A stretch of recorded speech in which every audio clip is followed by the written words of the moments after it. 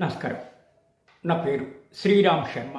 Bombay high court ఇద్దరు జడ్జిల ధర్మాసనం justice A S Chandurkar, justice Jitendra Jain ఒక క్రిమినల్ కేసును క్వాష్ చేస్తూ ఆదేశాలు ఇచ్చారు.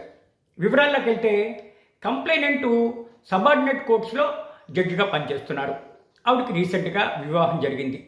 వివాహం జరిగిన తర్వాత దురదృష్టవశాత్తు ఇద్దరి మధ్య మనస్పర్ధలు వచ్చాయి. సదరు సబార్డినేట్ జడ్జి పోలీస్ కంప్లైంట్ ఇచ్చారు. భర్త మీద, భర్త తాలూకు బంధువుల మీద.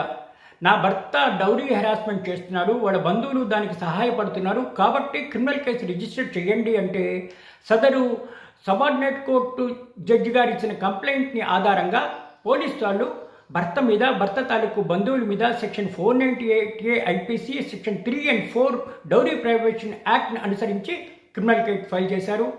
వాళ్ళు బెయిల్ తీసుకున్నారు, బయటకు వచ్చారు. భర్త బాంబే హైకోర్టులో క్వాష్ పిటిషన్ పెట్టాడు. మా మిస్సెస్ సబార్డినేట్ కోర్టులో జడ్జి, ఆవిడ ఇన్ఫ్లుయెన్స్ చేసి పోలీసు వాళ్ళని క్రిమినల్ కేసు రిజిస్టర్ చేసింది.